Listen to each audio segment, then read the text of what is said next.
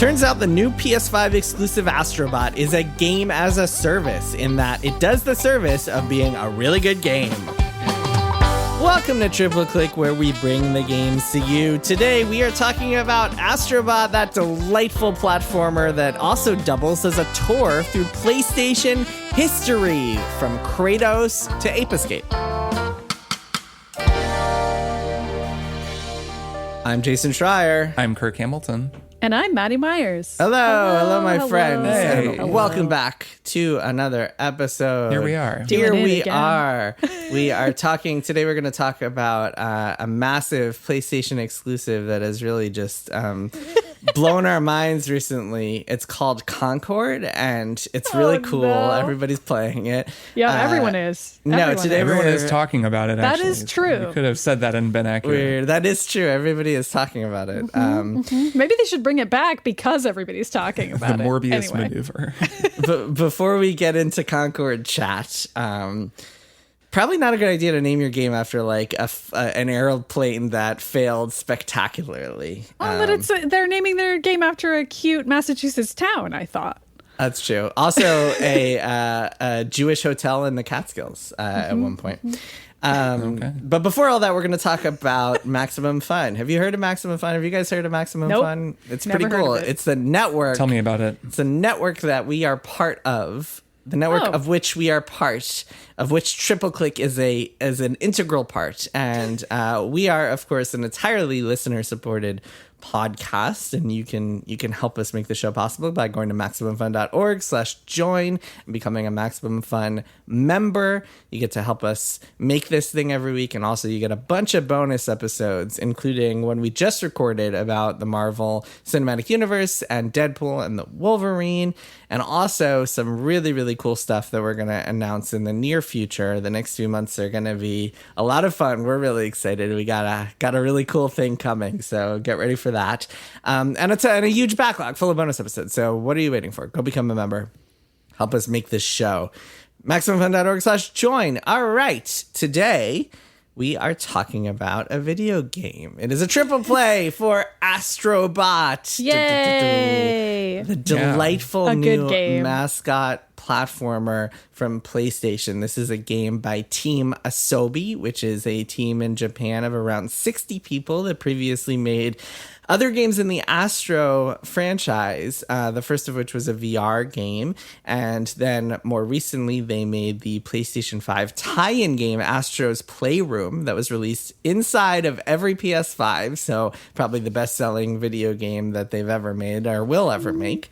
And now they have made a full-fledged platformer game. Astro's Playroom, of course, is more of a tech demo, a smaller scale thing. This is a full-fledged game. You can buy it in the store for $60 called Astro Bot. And Astro Bot is a colorful, delightful 3D platformer starring a robot on a quest to save other robots, many of whom are dressed up as PlayStation characters. And it kind of doubles as both a wonderful 3D platformer in its own right, with its own ideas and themes, and also a tour through PlayStation history. There are worlds and mascots and themes based on pretty much every PlayStation game and franchise you can think of, from Uncharted to Ape Escape. And we've all been playing it. I, for one, have really been enjoying it. Let's all give kind of some initial impressions. Kirk, what do you think of Astro Bot? Yeah, I think this game is delightful. I'm just constantly delighted by it. Every level adds some new surprise, some bit of joy, or it's really just a wonderful game. I mean, every moment with it has just been me laughing and enjoying myself. I haven't really found anything to dislike about it, though I think it's kind of interesting. I mean, it's interesting as a PlayStation artifact and as this sort of nostalgia trip, and in particular, a nostalgia trip for the Japan Studios games that it's kind of calling back, like a lot of these oddball failed franchises from Sony's past. I think that is a very interesting thing about it, that Sony has always kind of tried to have a Mario or a Mario style game, like a 3D platformer, Ratchet and Clank or Spyro, whatever, like all of these sort of series, most of which I'm actually not that familiar with, I should say, but I'm at least aware of them, and they're all referenced in this game. I mean, Ape Escape is a great example. That's not a game that I knew. Donkey, the YouTuber, just posted a whole video where he just played Ape Escape for the whole video. I think he said it was something else. I think it was like one of those videos where he says it's for a major current game, and then the whole video is just him playing Ape Escape. That's pretty good. And I was like, "What is this game?" And I just happened to see the video. And then, upcoming game called Ape Escape. What? Right, which Why is are you questioning that? I think a kind of typical Donkey troll. And then I was playing this game, and there's a whole level that is just this loving ode to Ape Escape. And I really liked Ollie Welsh's review for Polygon. He talked about this at length, about the Japan Studio tie-in and how some people at the team who made this game are from Japan Studio, which of course was closed a few years ago. And this is a kind of bittersweet tribute to a lot of those games. So I kind of have found it to be very interesting as a PlayStation artifact, even though I'm not personally super attached to any of those games. But as a game, I mean, this game is tremendous. I think it's so great. Yeah, I want to get in a little bit later. We'll get into the kind of the PlayStation of it all and how that makes the three of us feel, because I have some thoughts on that. But Maddy, why don't you give your impressions first? I am also really, really enjoying it. It's so freaking adorable. Like, I know this is like a huge part of what makes the game work, but it's not just that Astro Bot is a cute little robot. It's that every single thing in the world that he interacts with is also a robot, either kind of a bad robot or a good robot. Like, even the plants are little robots and they have little robot eyes, and like little platforms that he jumps on are somehow also robots. Like, if he were to drink a cup of tea, that would be a robot. Every single thing has the cute little blue robot eyes, and it's so adorable. I feel like I'm really on adorable overload with the PS5, but overload makes it sound like it's a bad thing, and I'm actually enjoying all of it because I was so obsessed with Nyx in Star Wars Outlaws, which we talked about last week. I just like love every single thing Nyx does, and like every time my wife walks by and watches me playing the PS5, she's like, "Oh my god, so cute!" And then I started playing Astro Bot, and like that's all she says now about it is like, "Oh my god, you're playing such a cute game," and I'm like, "Yeah, all I do is cute stuff." The PS5 is the cute machine. Everything on it is freaking adorable. So yeah, I'm pretty obsessed with it. And I know that we're going to talk about this in a little bit, but something really striking about this game is that it is a one-hit death game, which makes it sound like we're playing Sekiro or something, like something really difficult. Like one hit and Astro Bot is down. He is back to his last save point. But it works because every mechanic is simple enough and visually clear enough as to exactly what you did wrong and what you need to do that it somehow is never frustrating. And in my head, I've just been comparing and contrasting that a lot with Kirby and Mario and kind of the similar games that we've all played that are really cute and really kid-friendly, family-friendly, all ages friendly, I guess I should say, because I'm enjoying this and I'm not a child.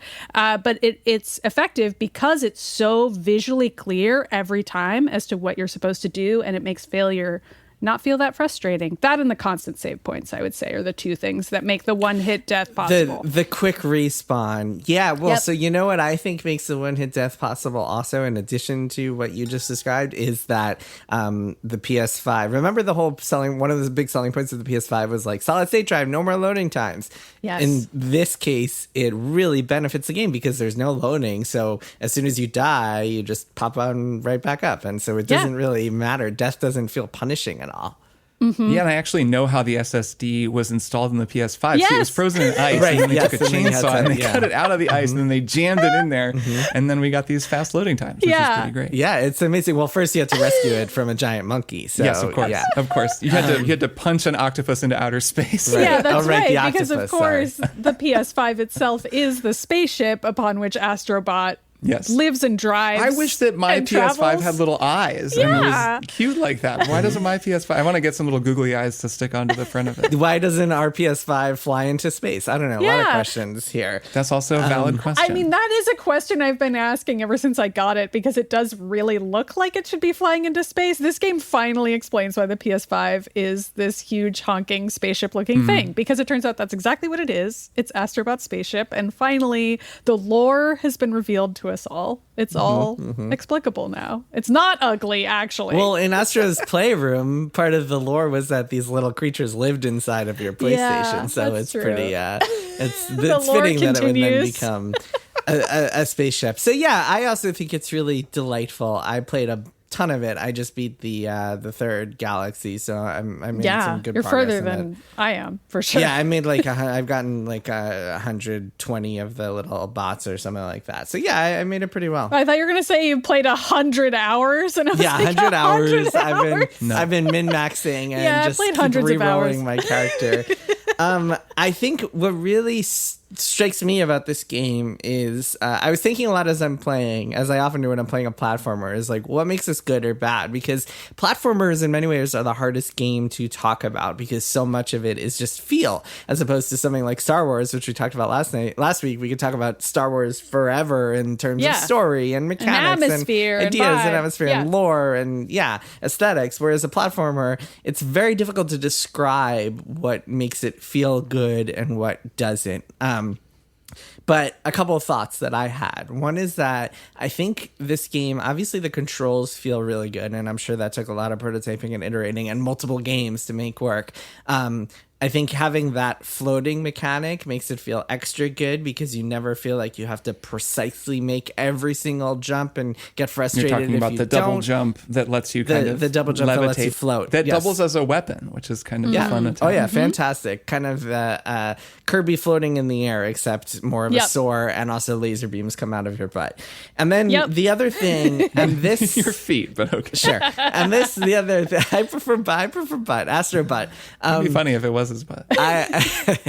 The other thing that really struck me as I was thinking about this is the pacing of the levels, and I think the levels are really exceptionally well designed because they all feel meaty, but none of them really feel like they wear out their welcome. They all move at a certain pace where you just feel like you're zipping through things, but you can also slow down and look for secrets and try to find all the puzzle pieces and the hidden bots, and they're all really good at just kind of introducing ideas and escalating them and subverting them in that classic Nintendo way where you get a mechanic and then you learn how to do it in the easiest scenario, and then you kind of advance from there. And also they just keep completely subverting your expectations. I mean, I got to this level in the second galaxy, the mouse level, where you get that ability to shrink, and I was just squealing with delight. It was just so brilliant. There's another level where you get this ability to slow down time, and it just feels incredible. And man, there's just so much. The casino, good old casino, where Joker is hiding. Yeah, there's just so much good stuff in this game, and I think the reason that it feels so good to me is mostly about the pacing and the tempo and the way that you just feel like you're constantly making rapid progress and just having fun the whole time. It never slows down. It never takes a breath. It never is just like, hey, this is the boring part. This is the cutscene part, which even Mario games kind of interrupt your flow a little bit when you have to watch some cutscene you might not care about, where Bowser is stealing the princess away again or wants to marry her in Odyssey or whatever. This, I think, does a better job of just keeping you engaged the entire time. You never want to put down your controller at any moment in Astro Bot. So yeah, I mean, I just think it's a brilliant game. I think up there with the best of the best in terms of 3D platformers. Yeah, to speak a little bit on the rhythm of this game. So the composer for this game is Kenneth CM Young, who I know as Kenny Young because that's what he used to compose as. He is a nice guy and a really good composer who wrote music for the Little Big Planet games and also for Tearaway, both of which have fantastic soundtracks, and you can kind of detect that DNA in Astro Bot as well.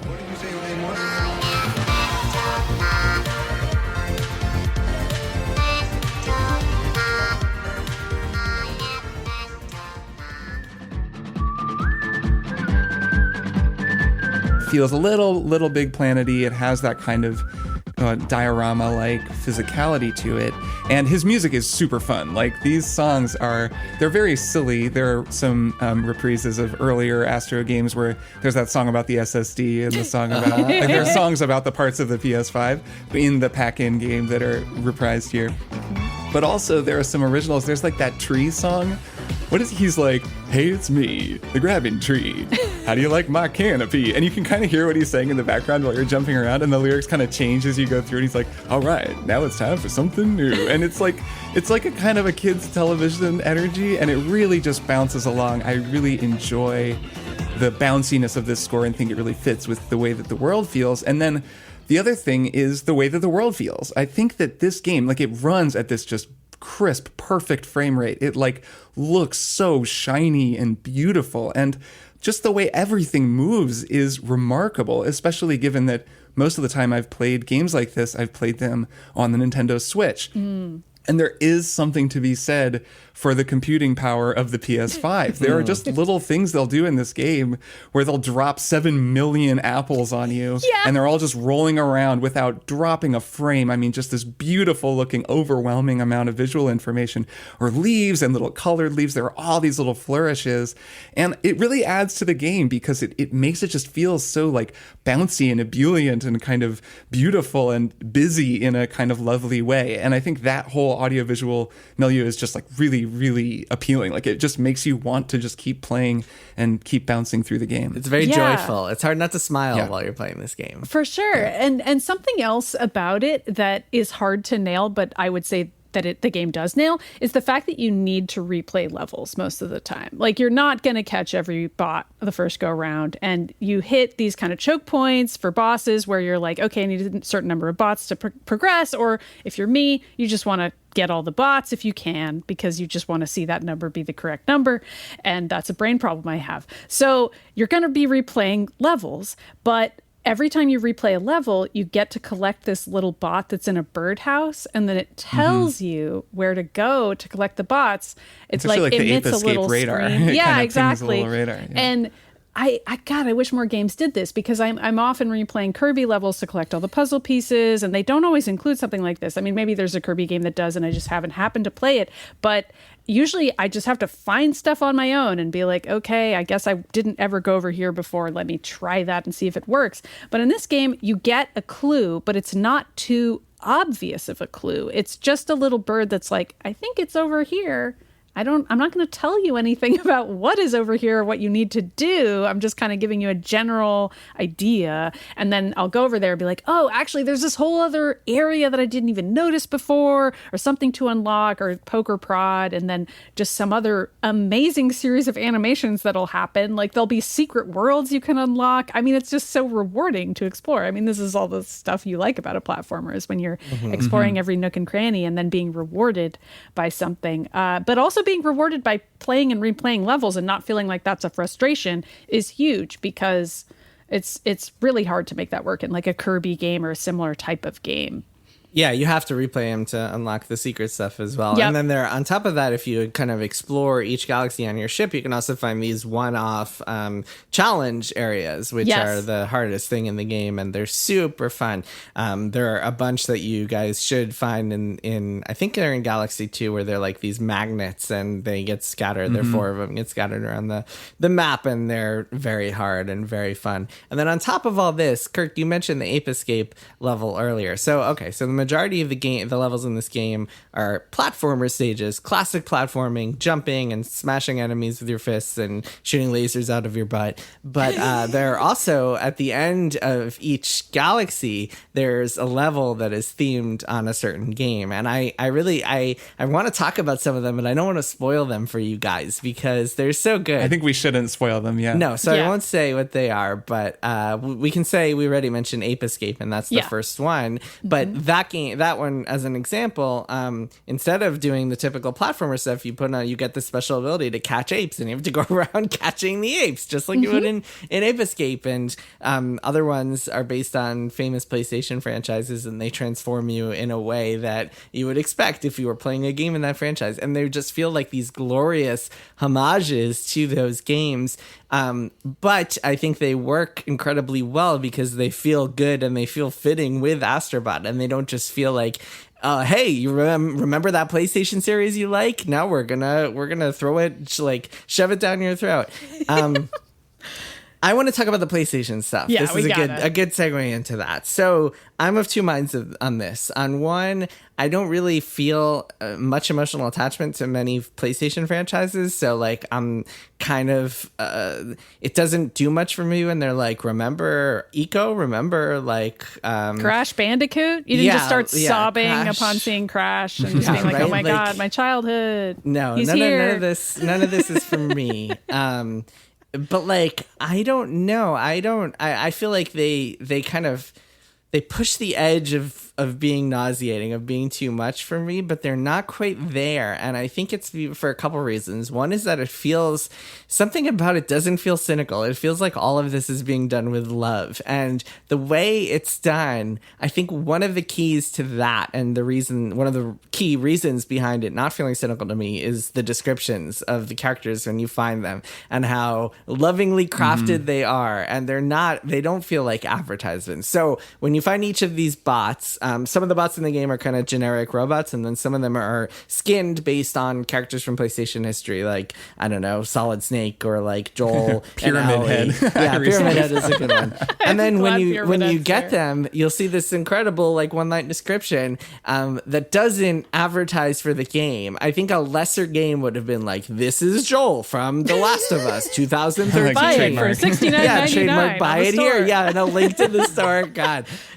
But in this, it's like, and I jotted some notes down because like when you find Ellie, it'll be like immune survivor, aspires to be an astronaut. Yeah. When you find Joel, dependable smuggler, tells the occasional white lie. And like it has all these clever, like really great descriptions for them that makes it feel like, oh man, this feels like a worthy, loving tribute as opposed to a cynical cash grab, like metaverse type thing. Like nobody would ever look at Astro Bot and be like, this is the metaverse. You would be like, oh, okay, cool. This is but like it is, I guess. It feels like, but it isn't, because it's not like the cynical metaverse. Like every metaverse thing is about brands working together to advertise one another, whereas this really feels like a celebration. And I think the descriptions are just one of the reasons for that. There are others too, the musical cues and the way that just like the way it's all modeled and looks in general, the aesthetic of it all.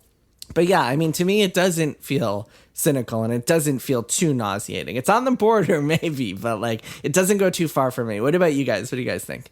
Yeah, I think I agree largely and part of why they don't feel like advertisements and instead almost feel like personal jokes is that they're so underexplained. Like, as you said, like for the Ellie one, for example, if you'd never played The Last of Us, you would have no idea what any of those phrases meant in a good way, I think. And it's not like in a way where you're like, okay, I guess I need to play a game to figure this out, because they don't tell you what game it is. And they aren't like, oh, and by the way, you should check out The Last of Us. Like, that's not the vibe. It's just like, here's a little Easter egg, which I realize that term itself has been so overused to refer to essentially advertisements, but I'm not trying to use it as an insult here, because I actually think it's like the correct usage of Easter eggs is to have something that feels rewarding if you get it. And if you don't get it, you're not like mad at it. You're not like, oh, this is some dumb thing that I don't know what it is and I need to like solve a puzzle from a game I've never played. Like, it's just like, either it's a robot for your checklist and you're like, great, I get that dopamine hit of checking off another robot on this level,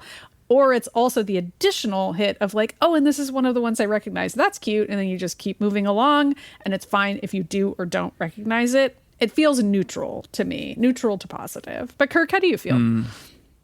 Yeah, it's sort of the same. And it's grown on me over time. I've felt more and more enamored of it and more on board with what it's doing the more I've played.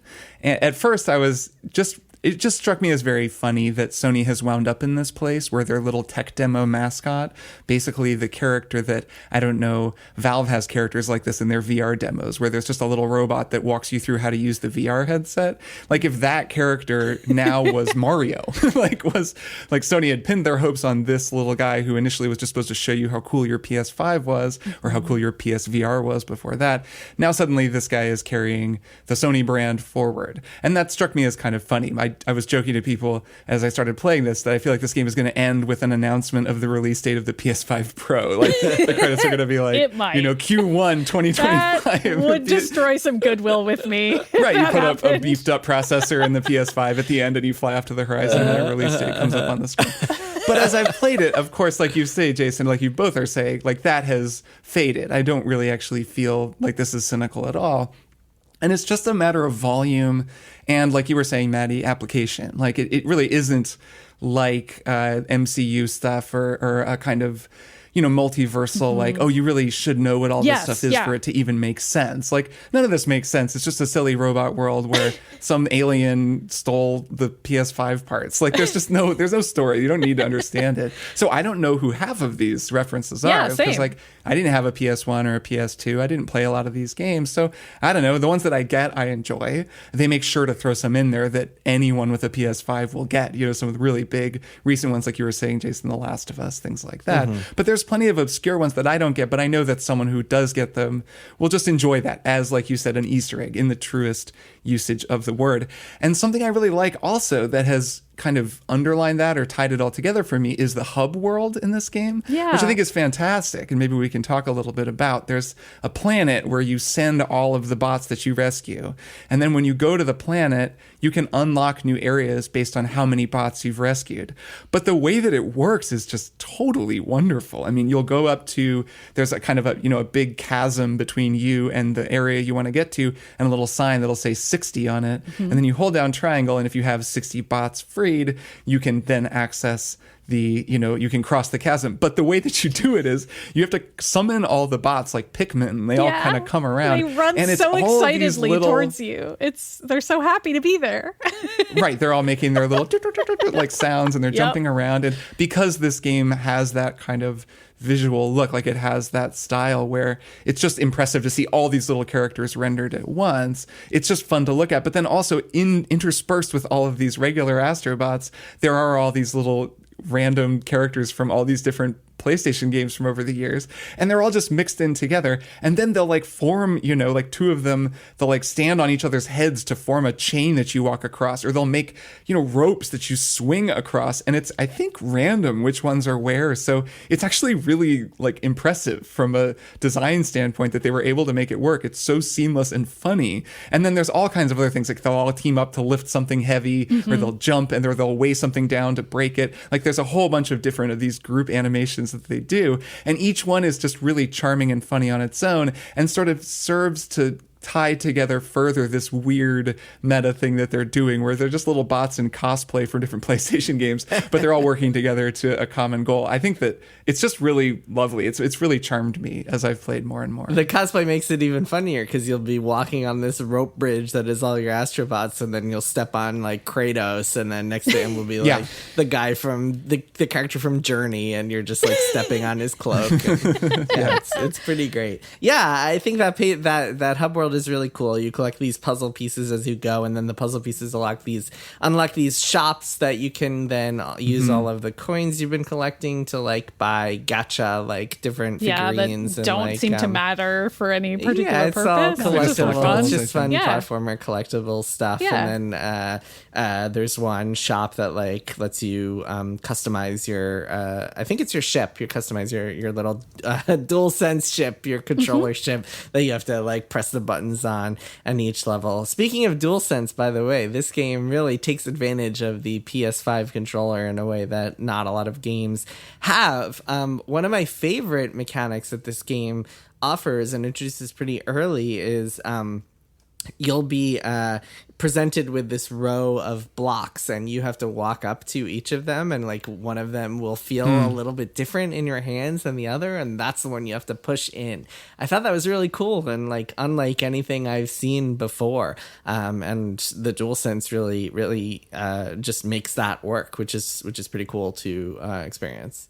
Yeah, it's really putting every other game to shame, right? I mean, I feel like when Astro's Playroom came out, I was definitely like excited for the potential of the PS5 controller. Like you can like feel Astrobot's little footsteps in the sand, and like they feel good in your hands. And like, I mean, it's a tech demo, but like at that time I was like, oh, it's so cool. Like this is what the controller is going to be like for every game. And I still actually personally, just for my own hand size, really prefer the PS5 controller. And it's like what I use on my PC and everything. I love it. And I don't really feel like other games have taken advantage of it in a way that either did anything at all, or didn't just irritate me and become a feature that I turn off. And so now playing Astro Bot again, I'm like, oh yeah, the PS5 controller can feel really good and can have just extra little elements that just tell you what a puzzle could be or how to solve it. And that's kind of what it was meant to do, is have just slight vibrations. There are a few that I liked. Spider-Man felt good with the web slinging, and Returnal did a fun trigger, like it Oh, would right. change Returnal did do Yeah. that trigger thing. I do remember us talking It's another about that. PlayStation exclusive. Yeah. I mean, Right, it they're just comes really, down to there their- haven't been a lot of PS5 exclusives. That's true. fundamentally, And like God of War used it, but it didn't use it a ton. The same as Spider-Man, where they use it some, but it's not quite the showcase. It's not especially Astro that Bot levels. Yeah. Right, where when it's raining and you can feel the rain falling on the controller and little footsteps and stuff. Yeah, I find a few games, Ubisoft games actually tend to work on PC with the PS5 because I play most games on PC. I do appreciate it when a game like, I believe Avatar worked with the DualSense, and really? Star That's Wars cool. Outlaws works with it. And actually Jedi Survivor also works with it. And whenever a PC game works with it, and I can just plug it into the PC and play with those extra little like haptic features, that's nice, but it's rare that they go as whole hog as Astro, certainly, or any PlayStation exclusive. And really the issue there, I don't really know how it all works, whether Sony like gives people extra money to develop for their controller so that it'll have the features, or They what, may like not. if that ever happens. No, I have no idea. And if they don't, it would explain why it doesn't happen very often. I mean, of I course, don't know. because you're talking about a controller that some subset of people will use, but there's not a universal standard. The way that there is more of a universal standard with just boring Rumble.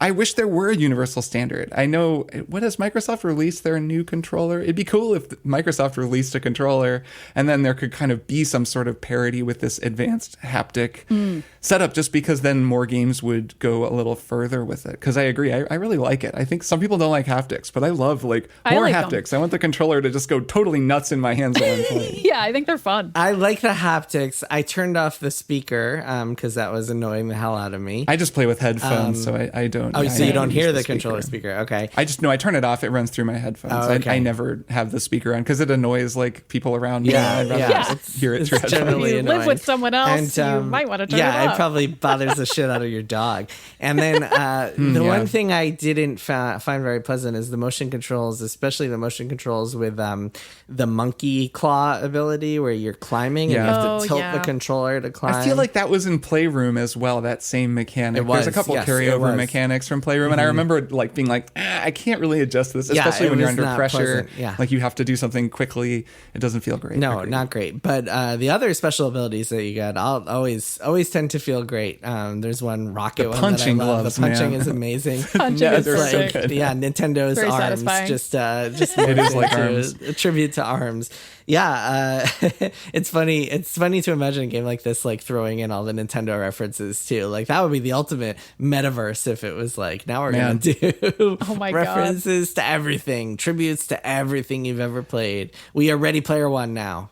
Do you think this game benefits from the fact that Nintendo hasn't put out a 3D platformer in a little while? Like there hasn't been like a proper, 3D Mario game. It's kind of landing at a really sweet spot where I'm just ready to play one of these. I like these games, but they're not like my number one genre. Each time I play one, I'm like, wow, this is just like a pure cut of frosting. I love it. But I wouldn't just play them back to back, but it's kind of perfect timing. Like I haven't played a game like this in a long time. So I'm totally, I'm ready to eat some frosting. Yeah, it definitely does. Also benefits from the fact that it's trying to do something pretty different than the last two like major 3D platformers we've seen, which I think are Psychonauts 2 and Super Mario Odyssey are the two kind of big high profile 3D platformers that I can think of in recent memory.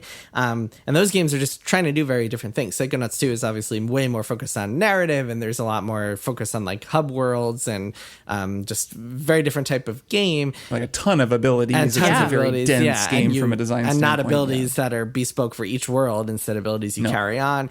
And Odyssey is also just feels like it's trying to do very different things. Instead of moving kind of from level to level in a more linear fashion, you're exploring one big hub for a while and trying to collect as much as possible there, and then moving to the next one. So just very different type of design. I think more than anything, this benefits from the fact that it's a little bit more old school at a time where there hasn't been a game that feels quite like this in a while. It also benefits from the fact that it feels amazing. Like, it might be the best feeling platformer that I've ever played. And I say this having played, this is quite a contrast, but my daughter is really into exploring the castle in Super Mario 64 on the emulator on my Switch. And Good. Super Mario Nice. 64, I Good don't know if kid. you guys have ever gone to replay that, but it feels like dog shit Yeah. to play. It is like garbage today by today's standards. Obviously revolutionary for its time, but today it's Yeah. impossible to play. And so I'm very used to playing those controls, and then moving to this, it's like, oh my god, this is a dream. This is phenomenal. Jalopy to a Ferrari, like you're suddenly just flying around. Yeah. Exactly. Yeah. You're friggin' Astro Bot. Who would have thought that Astro Bot would be this, like, yeah, to your point, Kirk, it's like this tech demo mascot is now. And here we are. And here we Yeah. are. I love Here the we little are. guy. I thought it would be pretty good, though. I mean, Astro's Playroom was freaking fun. Like, I feel like it was like... Astrobot Rescue Mission was amazing. I mean, it's one of the I best wish I VR could games have ever played made. it. I did It's- try it and immediately it's get incredible. nauseated, and it's Yes. sad. Yeah. Especially Yeah. because even compared to other VR games, it was touted to me as the one that like I would be It able still to play. is. Like, and- it's right up there with Half-Life Alyx and a couple others that Yeah. just, I I'm would sure still it's tell great. someone to play Yeah. it if they could. Yeah. Though it's harder and harder to play, which is a tragedy. If you have no inner ear issues, check it out. Here it's great. And Astro's Playroom is great. So I actually came into Astrobot with pretty high expectations and it met them. But I mean, I did go in being like, this game will be good. I know. Well, and this game has been previewing super strong Well, yeah. for like a year, right? I mean, everyone Yeah. who's played it and talked about it has been like, this It's is going so to fun. I mean, I feel like I knew it was going to be good when I started playing. Yeah, because I played it at Summer Games Fest and told you Yeah, guys. it's gonna it be a was, slam dunk. Amazing even then. Let me tell you guys a little bit. I have a couple of insights from the development of this game because I just Nice. spoke to the director, Nico Doucette, who is a Frenchman living in Japan who runs the studio of Japanese people. Game was made by 60 people in 3 years, so small team. Couple interesting things he Wow, shared. really? Yeah. I love that alone. What a statistic. Yeah. Oh, that's great. Yeah, I mean, here's something we've talked about a lot before. A lot of those people have been together since the very first Astro, so it's like That very much a makes game that is sense. like iterating and carrying on Yup, they're doing ideas and lessons. Love it.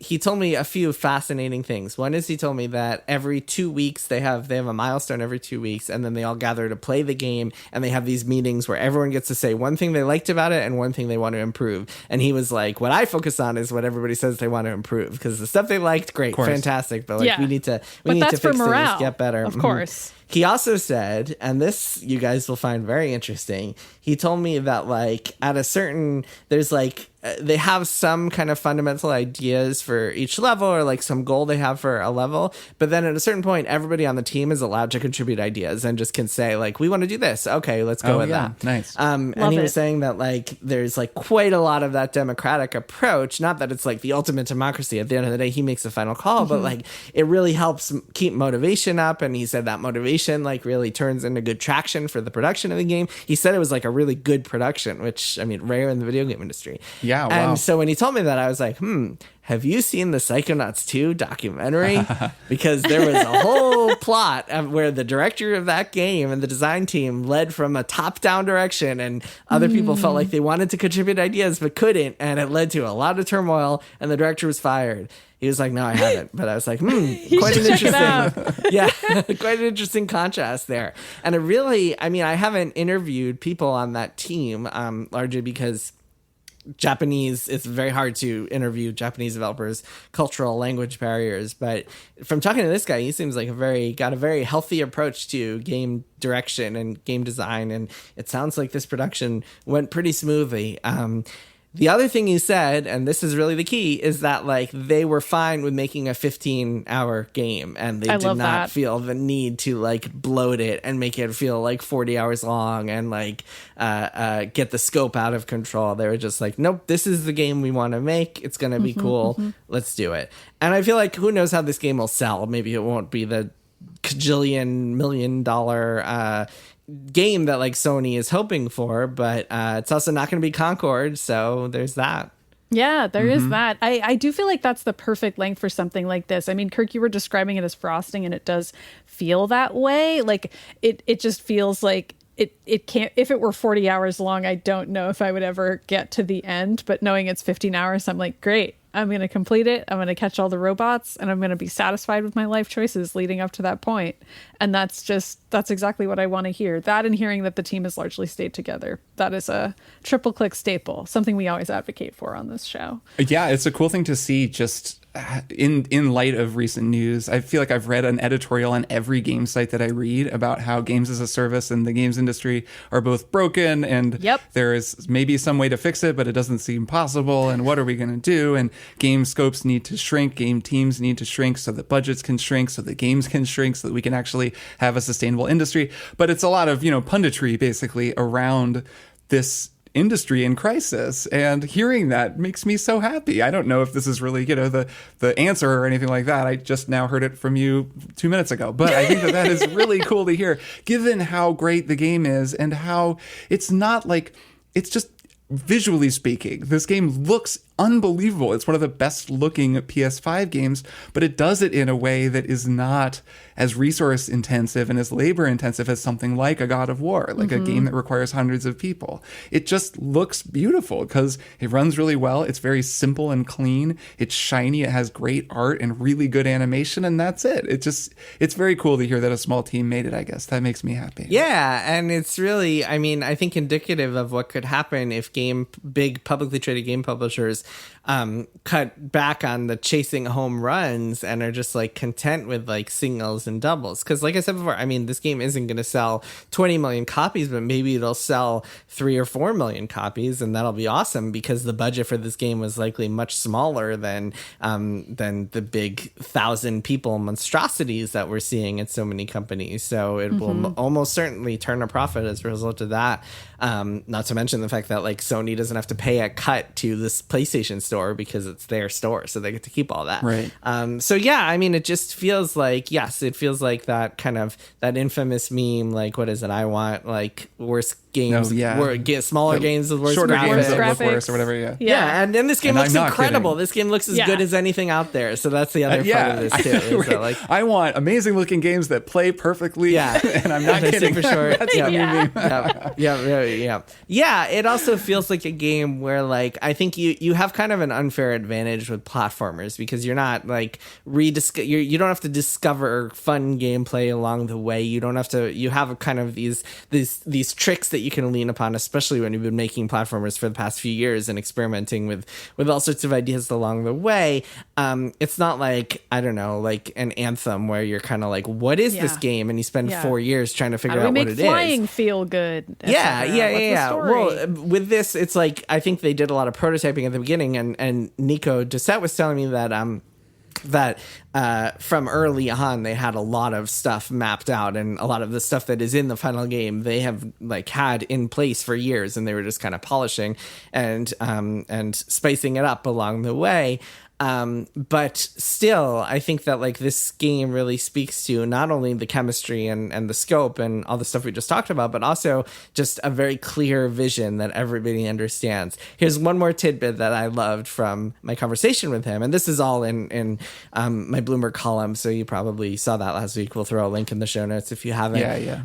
But another tidbit that I thought was amazing was he was talking about how like his spoken Japanese is pretty good, but like his written Japanese isn't quite there. So what they do, since they're like 75% Japanese and 25% expat, what they do is instead of design documents, they'll like draw images and use that as kind of their design documents and use that as kind of like a baseline, which I thought was really interesting. And another, like, I hear so many stories about a director who fails to communicate their vision, or like will only say like, I know it's not that, but I don't know what I want. And this idea of like communicating through images in this visual medium that is video games seems like such a key part of what made this game a success. So and it has so many great visuals and striking moments. Oh yeah 100%. It's a very visual game. It makes sense that they would have communicated visually when designing these things and coming up with those ideas.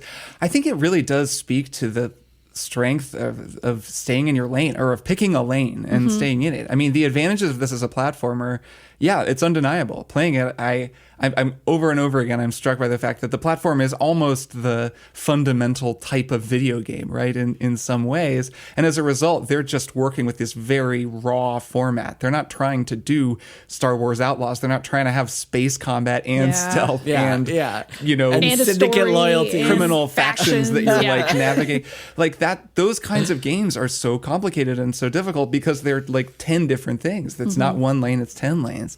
And this really is evidence that if you just pick one lane and do it really well, you can do it in this more sustainable, smaller team way with a really delightful result. And I think we keep finding that in the indie world. Like so many indie games, by necessity, pick a lane and just do the one thing. And then, you know, a game like Hades maybe will come along where it does the one thing and then also maybe has a cool story. And like that even feels really special and unusual. But mostly, a lot of the best indie games just do one thing super well. And as it turns out, like for me at least, especially, I don't know, the more do everything games that I've played and been disappointed by, the less interest I have in yet another one that's just going to do a whole bunch of things kind of okay. I mean, maybe if it's set in Star Wars and it's the Star Wars part is cool, I'll be into playing it. But for the most part, I kind of fall off of those and I'm more interested in just like, show me your best idea, give it to me straight, and like make it clean and good. And this game is like clean and good. I mean, throughout, it just is very simple and very straightforward. And like, yeah, it's just frosting. They didn't waste their time with like 6 different layers of cake, and that's fine. Clean, good frosting, the Astro Bot story.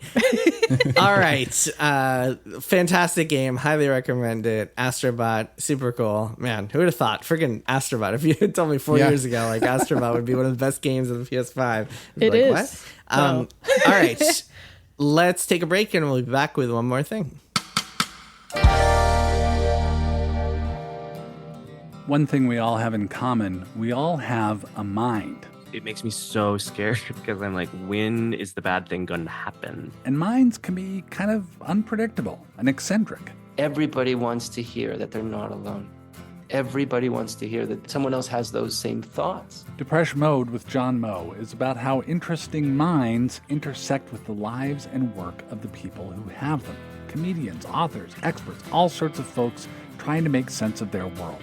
It's not admitting something bad if you say, this is scary. Depression Mode with John Moe, every Monday at MaximumFun.org or wherever you get podcasts. Soundheap with John Luke Roberts is a real podcast made up of fake podcasts. Like, if you had a cupboard in your lower back, what would you keep in it? So I'm going to say mugs. A little yogurt and a spoon. A small handkerchief that was given to me by my grandmother on her deathbed. Maybe some spare honey. I'd keep batteries in it. I'd pretend to be a toy. If I had a cupboard in my lower back, I'd probably fill it with spines. If you had a cupboard in your lower back, what would you keep in it? Doesn't exist. We made it up for Soundheap with John Luke Roberts, an award-winning comedy podcast from Maximum Fun, made up of hundreds of stupid podcasts. Listen and subscribe to Soundheap with John Luke Roberts now. And we are back. Kirk, Maddy, it is time for ones, mores, things. Maddy, what's your one more thing? My one more thing is a movie. Again, we watched The Fall Guy, which is a rom-com that I highly recommend. This is a rom-com about a stuntman played by Ryan Gosling. That's why the title is called that, because he's falling for lead actors and has to do a series of pratfalls, but also because he is seemingly set up in a series of bad scenarios and has to find his way through it. It's a thriller as well as a rom-com, which I didn't know. I didn't really know what the plot was of this. I was just like, Ryan Gosling rom-com, I'll watch that. And I think if that's all you need, then this movie is perfectly good. But it's also a love letter to stunt people. It has a lot of stunt people in it who worked on it. Really, really cool stunts in the movie.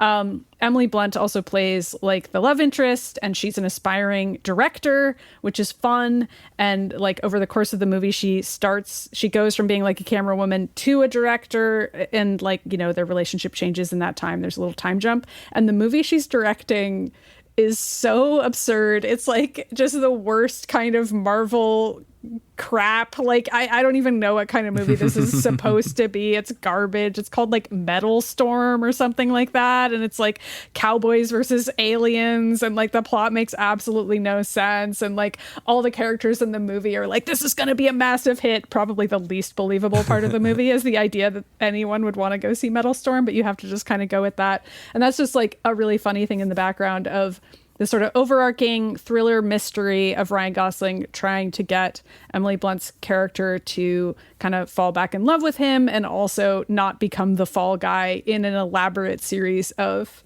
plots whereby people are working against him. I don't want to spoil too much, but it's like sort of there's like a weird murder conspiracy involved in the plot as well that I did not expect from a rom-com and ended up really enjoying. So yeah, I dug this a lot.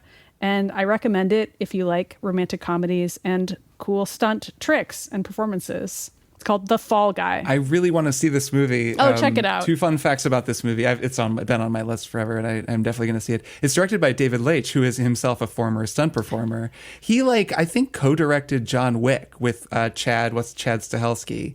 And he's directed some other movies as well. But of course, it's very cool that he would then make this movie about a stunt performer. It's great. And he has great respect for stunts. And obviously, like John Wick, all the movies he makes, Atomic Blonde, I think he directed, have incredible stunts. Yeah. And it's also it's like an adaptation of a TV show. Yeah. Which I didn't know when we were down staying with my mom after my dad died during this incredibly stressful 2-week period.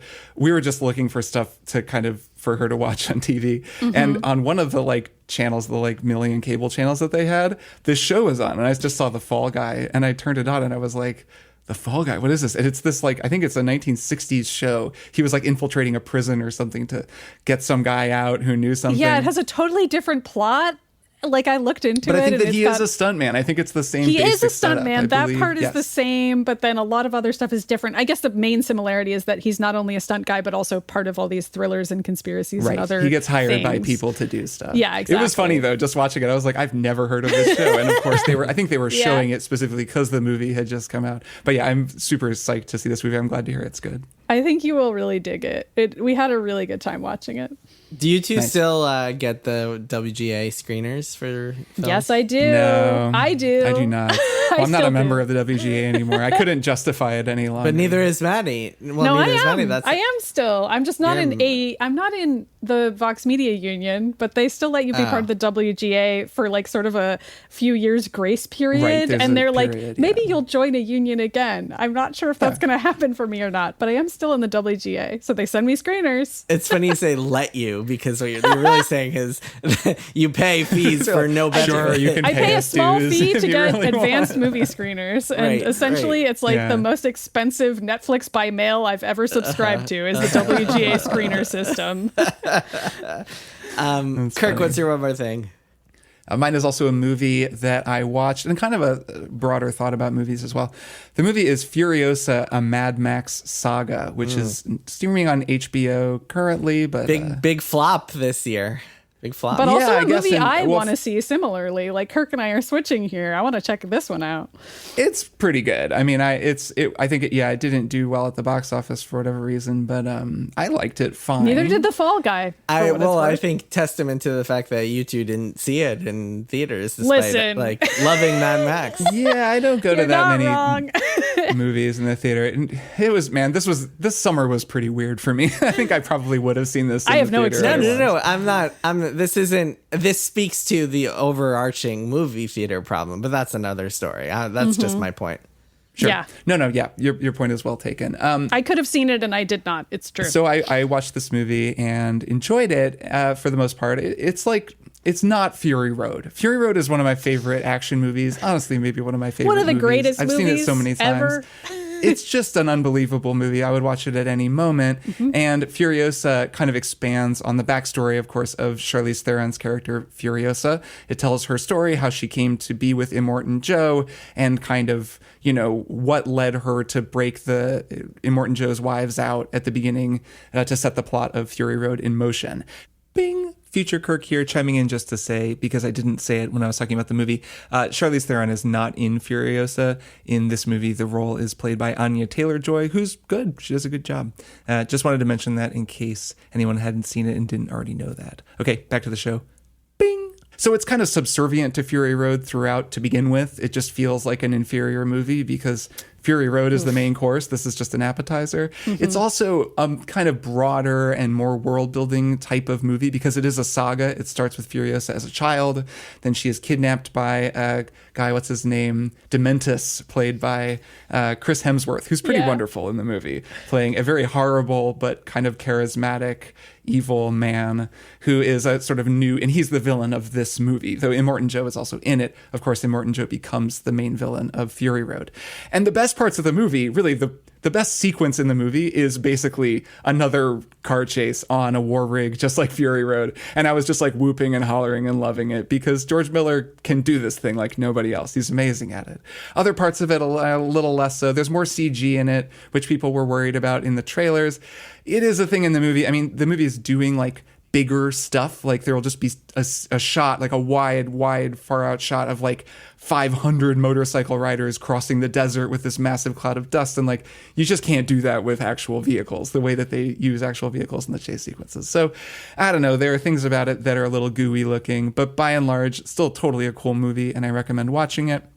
And I was struck by the editing of this movie, and I was really thinking about it because, as I mentioned last week, I've also been slowly watching Rebel Moon, the Zack Snyder two-parter, which I'm like pretty mixed on. It's kind of whatever. I've just had it on. It's very ridiculous and silly, but it's a really striking like counterpart to Furiosa. They're actually really similar movies. They're both the story of a woman who was like abducted or taken as a child and raised by a super evil person and turned into a weapon of war, who then turns on her masters and like becomes like a weapon of freedom. And like they're kind of, and they have a similar tone, like they're very kind of operatic and intense and like really dramatic. But Rebel Moon is like 7 hours or something long in its totality. I still haven't finished it. I'm on part 2 and it just goes on forever. And like, you know, Zack Snyder just likes having a sequence where they're like threshing wheat and you're just watching people thresh wheat in slow-mo for literally 5 minutes.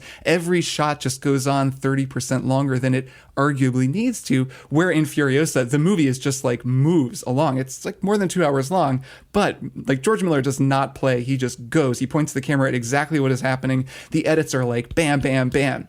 I was looking at the editing credits. So Furiosa was edited by 2 people, Elliot Knapman and Margaret Sixall. And Rebel Moon was edited by Dodie Dorn. Dodie Dorn like got nominated for an Academy Award for Memento. She's a really good editor. So this is clearly Memento. Like Zack Snyder's like vision is you will make the shots longer. We will make everything long. Like this is, you know, according to the vision of the film, where Furiosa is much, much tighter. It was a very interesting exercise for me to think about how much of a role editing plays in the way that a movie feels and moves, and seeing these 2 very similar movies like really close to one another was actually really interesting for that. So I maybe recommend them as a counterpart. Like neither is a bad movie. I'd say Furiosa I enjoyed far more, but they're kind of interesting comparison point, particularly for editing and pacing. So yeah. The Furiosa, man, it's good. It shouldn't have bombed. I'm kind of bummed to hear that it did. Yeah, same for me, and same for The Fall Guy, which I also was like kind of sad that it didn't do well in theaters, and was like, I'm gonna check that out first day on streaming, and I did it. Dang it, I'm gonna turn it into a streaming sensation. Yeah, I'm trying. I'm out here. It just speaks to, nothing does well in theaters these days. I know. My one more thing is a book called The God of the Woods by Liz Moore, which is a pretty popular book this year. It's getting a lot of buzz. It is a fiction book, kind of a mystery thriller type. And it is set in a summer camp in the 1970s mostly, although parts of the book are also set in the 1950s and 1960s and so on. And it's quite interesting. It's about this young girl who gets kidnapped, and she is the daughter, the scion of the family, the very, very rich family that owns the camp and owns the property in which the camp is based. And who would have thought this, but turns out that 14 years earlier, that same family had a son who also disappeared. So there's this big question of did I say kidnap before? I meant disappeared. Like we don't know if it's a kidnapping. Okay, we don't know what sure. it is. So we have this dual mystery where this family doesn't know what happened to either of these children, and then there are a lot of there are other characters who are in the mix. There's another camper whose story we learn about, who was like good friends with the girl who disappeared. There's the counselor who was supposed to be kind of in charge of the bunk, and then one of the campers disappeared on her watch. And we also learn about the very rich family at the heart of it all. And it's really interesting. It's a book that it does the thriller thing where there are a lot of chapters ending on cliffhangers and a lot of twists and turns in the story, but it also has a lot of interesting ideas, explores wealth and kind of disparity of wealth and who gets it, and whether rich people ever really face consequences or whether they're always like destined to just be able to get out of them and control their own fates and so on. And it's really cool. It's a cool book. Also it has a lot of good nature stuff. One of the details that I enjoyed most, which is a very summer camp thing. I don't know if you two ever went to summer camp, but this is a very summer camp thing. So every camp I feel like has a thing where like you wake up one day and surprise, it's this thing. It's our big theme day, whatever it is. Yeah. Color War is a big one, or like one camp I went to, there was Lazy Day, which is like the day you could do nothing all day. Once the Grinch invaded the summer camp I went to, and then there was gold hidden all around the camp, and it was very fun. Oh my goodness. Did you go to Leprechaun camp or? Yes, it was Leprechaun camp. Oh, okay. Everyone in Indiana goes to Leprechaun camp. It's a Hoosier thing. And in this camp, it's survival. I don't remember if it's survival day or survival period or whatever it was. And basically, they take the kids and they drop them in the woods, and they spend all this time. Have you seen camp. Yellow Jackets? Exactly. We actually did have a day like this. And it was like, take everything you can carry. And if you didn't bring enough food, too bad. It was you have to horrible, make your own but also shelter. It's one day and you're kind of fine, even though you're complaining the whole time. And you have to make your own shelter and learn how to survive in the woods. Yes. There's this great little detail that like it used to be that like they would just drop the kids off and that was it. But too many parents complained, so now a counselor is like in the background watching. We had a like, counselor. Counselor's there. Which I mean, extremely reckless to do it without a counselor watching. It is. Whatever. Very Yellow Jackets to do with no counselors. Yes. But yeah, no, it's a cool book. I enjoyed it. It's a fun thriller, very easy read. I can see why it was so buzzed about this summer. So yeah, cool book. The God of the Woods is called, by Liz Moore, who's a good writer. She has a few other interesting books that I'm hoping to check out as well. And yeah, cool book. All right. Awesome. That is it for this week's episode. Kirk, Maddy, I will see you both next time. Yep. See you next week. Bye. Triple Click is produced by Jason Schreier, Maddy Myers, and me, Kirk Hamilton. I edit and mix the show and also wrote our theme music. Our show art is by Tom DJ. Some of the games and products we talked about on this episode may have been sent to us for free for review consideration. You can find a link to our ethics policy in the show notes. Triple Click is a proud member of the Maximum Fun Podcast Network, and if you like our show, we hope you'll consider supporting us by becoming a member at MaximumFun.org/join. Find us on Twitter at TripleClickPod, send email to tripleclick@MaximumFun.org, and find a link to our Discord in the show notes. Thanks for listening. See you next time.